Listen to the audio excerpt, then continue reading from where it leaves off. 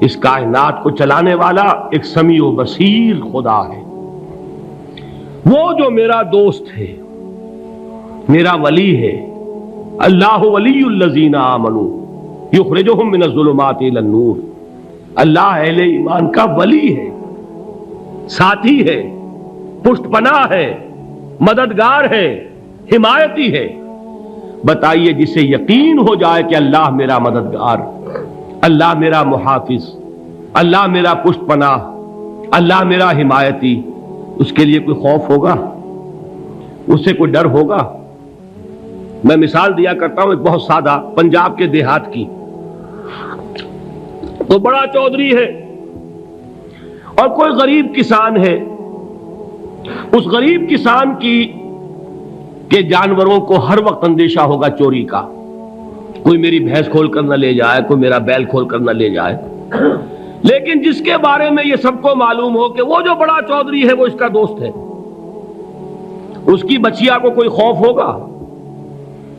اس کی بھینس پر کوئی ہاتھ ڈالے گا؟ اسے کوئی اندیشہ ہوگا؟ نہیں. کیوں؟ کہ وہ بڑا چودھری، بڑا اس کا یہاں کا سردار، جاگیردار، سب کو معلوم ہے وہ میرا دوست ہے، کوئی میرے خلاف اقدام نہیں کر سکتا. اس دنیا میں یہ چھوٹی سی بات اگر آپ کے دلی اطمینان اور سکون کا باعث بن سکتی ہے تو ذرا تصور کیجئے.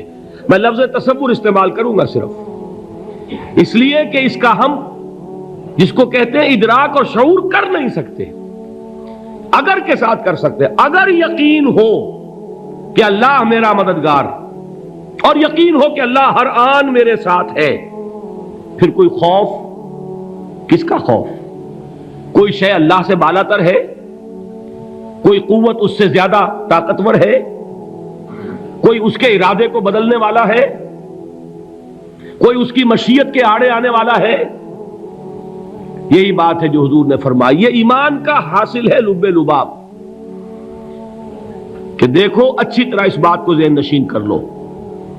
اگر تمام انسان مل کر تمہیں کوئی نقصان پہنچانا چاہے نہیں پہنچا سکتے مگر جو کچھ اللہ نے لکھ دیا ہو، اور تمام انسان مل کر تمہیں کوئی نفع پہنچانا چاہیں نہیں پہنچا سکتے مگر وہ شے جو اللہ نے طے کر دی ہو. آپ پھر میں کہوں گا ذرا طاری کیجئے، اسے فرض کیجئے، اسے سوچئے. اگر اس حدیث پر ہمارا دل ٹھکا ہوا ہو تو کسی سے ڈر ہوگا؟ یہ مجھے نقصان نہ پہنچا دے، یہ میری رپورٹ خراب نہ کر دے، یہ میری انکریمنٹ نہ رکوا دے، یہ میرا یہ نہ بگاڑ دے، یہ میرا یہ نقصان نہ پہنچا دے. اس کا ڈر، اس کا ڈر، اس کا خوف، اس کی خوشامد، اس کے لیے جا کر طرح طرح سے اپنی عزت نفس کو ذلیل کروانا اس کے سامنے. یہ سب کچھ کیوں کرتا ہے انسان؟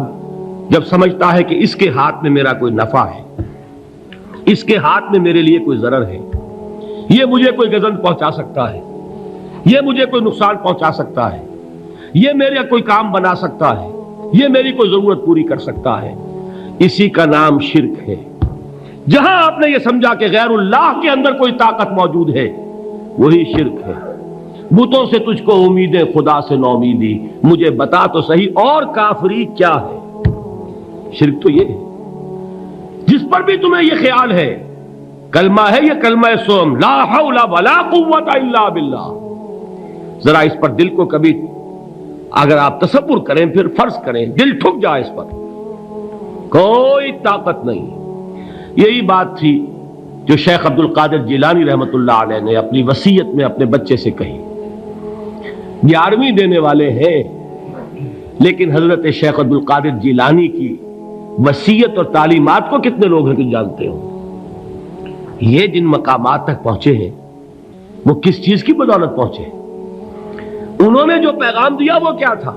اے میرے بچے، جس طریقے سے قرآن مجید میں حضرت لقمان کی نصیحتیں جو ہے نقل کر دی گئی ہیں، میں یہ عرض کروں گا بالفرض اگر قرآن حضرت عبد القادر جیلانی کے بعد نازل ہوا ہوتا تو شیخ عبد القادر کی یہ نصیحتیں بھی قرآن میں درج ہوتی.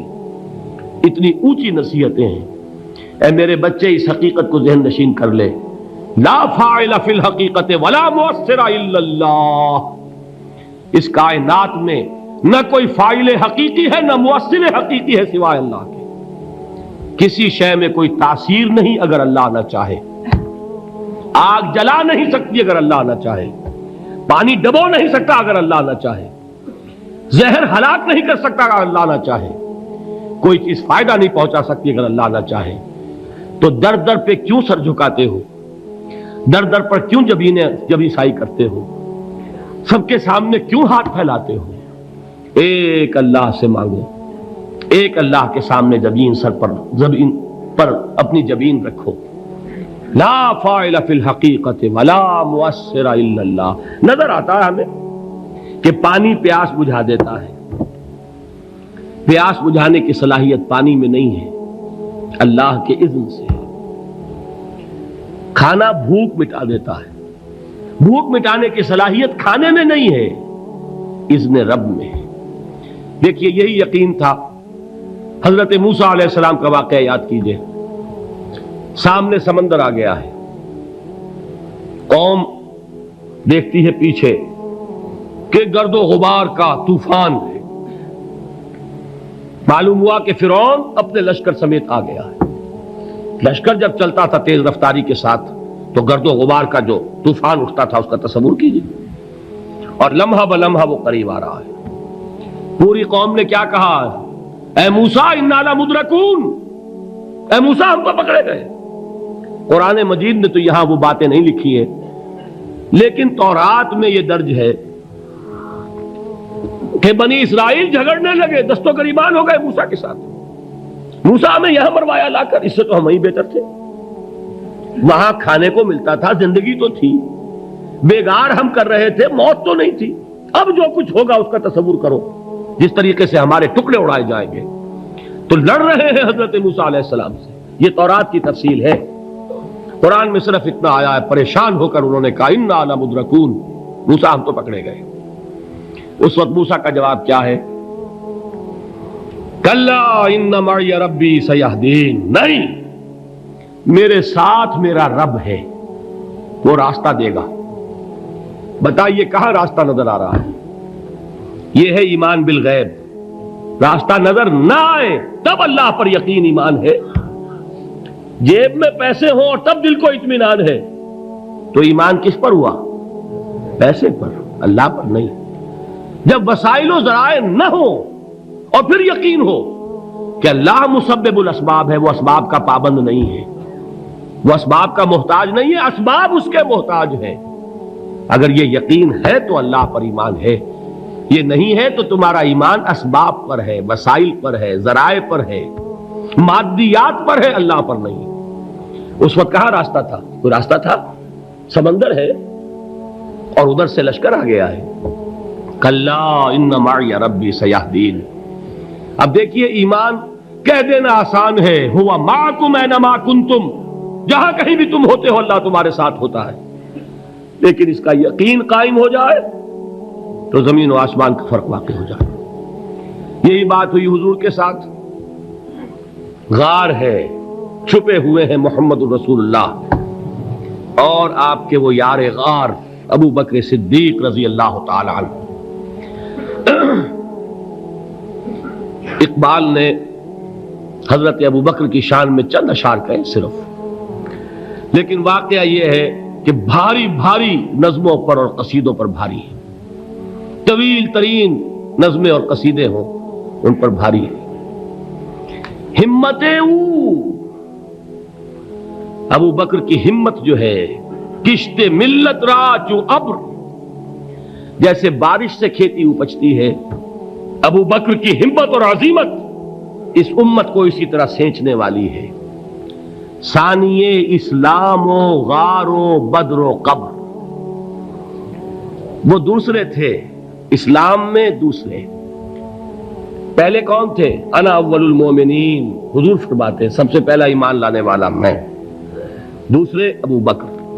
ویسے ہمارے ہاں یہ چلتا ہے اختلاف، حضرت علی پہلے ہیں کہ حضرت ابو بکر پہلے ہیں، لیکن اس میں بڑی خوبصورت تطبیق قائم کی ہے علماء نے اور بہت صحیح ہے.